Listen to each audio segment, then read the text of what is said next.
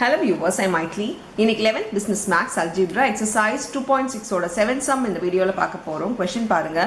Show that the middle term in the expansion of 1 plus x the whole power 2n is 1 into 3 into 5 into dot dot dot up to 2n minus 1 into 2 power n into x power n by n factorial னு கொடுத்திருக்காங்க.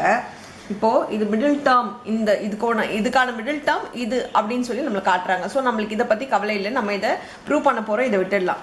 இப்போ என்ன prove பண்ணோம்னா one plus X the whole power என்னோட middle term என்ன அப்படின்னு கண்டுபிடிச்சோன்னா நம்மளுக்கு அந்த ஆன்சரும் இந்த ஆன்சரும் ஒன்றுன்னா உடனே நம்ம இது ரெண்டும் ஈக்குவல் வெரிஃபைடு அப்படின்னு சொல்லிடலாம். அதுக்காக இதுக்கு நம்ம மிடில் டேர்ம் கண்டுபிடிக்கலாம். மிடில் டேர்ம் எப்படி கண்டுபிடிக்கணும்னா பவர் என்ன இருக்குன்னு பாருங்கள். இங்கே பவர் பார்த்தீங்கன்னா 2n இருக்குது. 1 plus x power 2n. நம்ம 2n பார்த்தோம்னா 2nன்றது ஒரு ஈவன் நம்பர். நம்ம இது டைரெக்டாக நம்பர் இல்லை அப்படின்னா நம்ம இங்கே என்ன கொடுத்துருக்காங்களோ அதோட பவர் எடுத்துக்கலாம். இங்கே மேலே பவரில் எந்த நம்பருமே இல்லை. இங்கே கொடுத்துருக்க பவர் பார்த்தீங்கன்னா ஈவன் பவர். ஏன் ஈவன் பவர் அப்படின்னா 2ஓட என்ன மல்டிப்ளை பண்ணாலும் அது ஈவன் நம்பர் தான் வரும். ஸோ 2ஓட எண்ணுக்கு நீங்கள் எந்த வேல்யூ சப்ஸ்டியூட் பண்ணாலும் வரப்போகிற வேல்யூ ஈவன் நம்பர். அதனால 2n is an even number. So இது ஈவன் நம்பராக இருக்கிறதுனால இதோட பவர்ஸ் என்ன இருக்கும் அப்படின்னு பார்த்தீங்கன்னா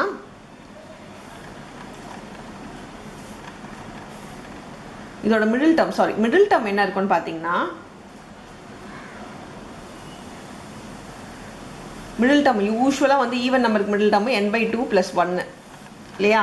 ஸோ 2n + 1/2 + 1 இது 2 கேன்சல் ஆகிடும். மிடில் டேர்ம் பார்த்தீங்கன்னா இதுதான் மிடில் டேர்முக்கு n + 1 வருது. ஸோ மிடில் டேர்ம் ஃபார்முலா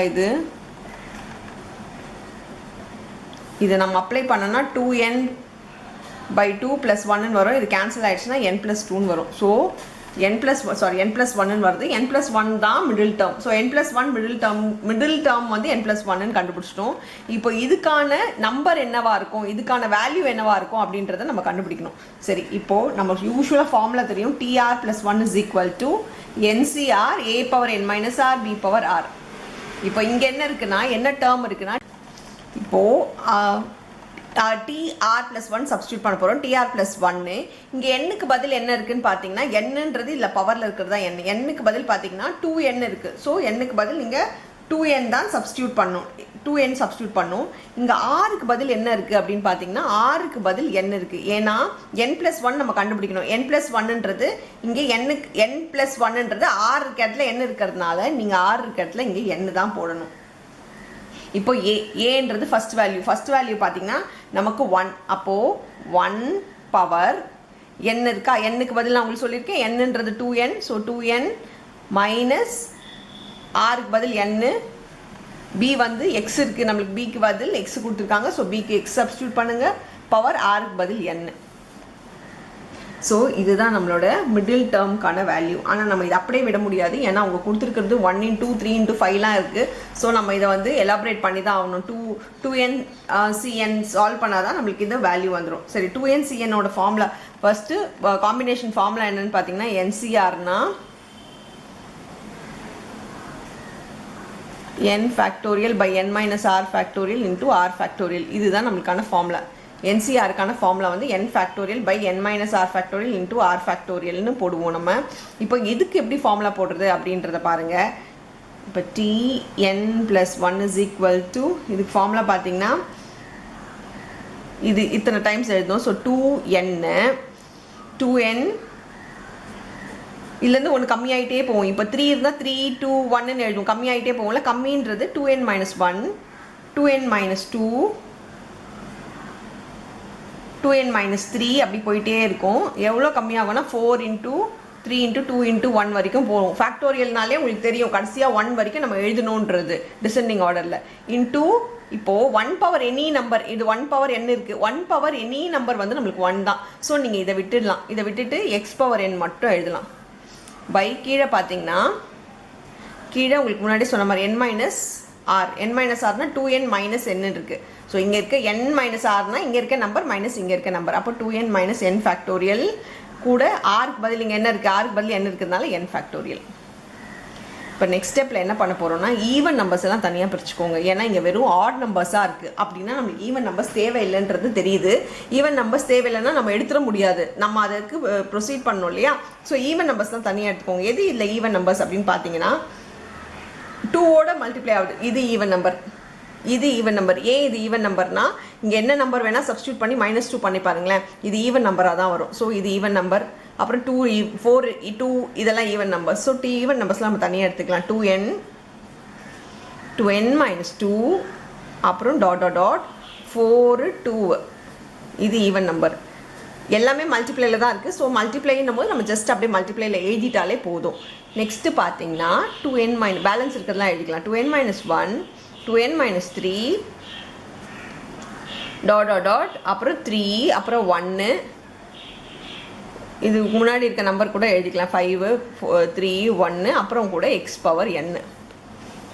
இதை மைனஸ் பண்ணால் 2n -n வந்து n ஃபேக்டோரியல், இங்கேயும் ஒரு n ஃபேக்டோரியல் வருது.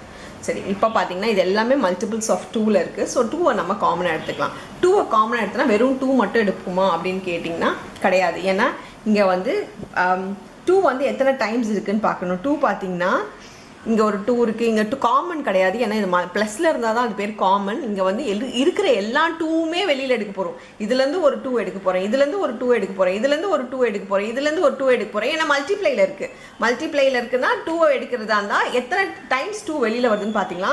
இது n இருக்கிறதுனால n டைம்ஸ் 2 இதில் இருக்குது. ஏன்னா இங்கே தான் இதில் டிசெண்டிங் ஆர்டரில் இருக்குது. ஸோ அசெண்டிங் ஆர்டரில் பார்த்தோன்னா 2 × n. ஸோ n டைம்ஸ் 2 உள்ளே இருக்குது.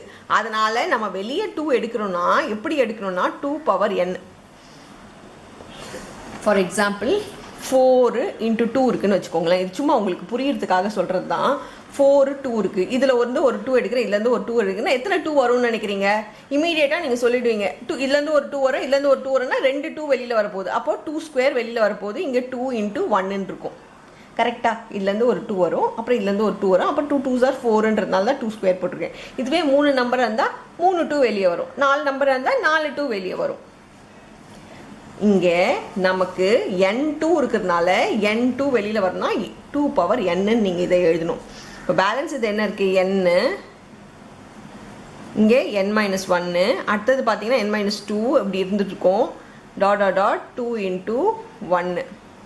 இதுக்கு முன்னாடி இருக்க வேல்யூ 6 இருந்துச்சுன்னா 3 × 2 × 1ன்ற மாதிரி இது வரும். இன்ட்டு இது அப்படியே எழுதிக்கோங்க.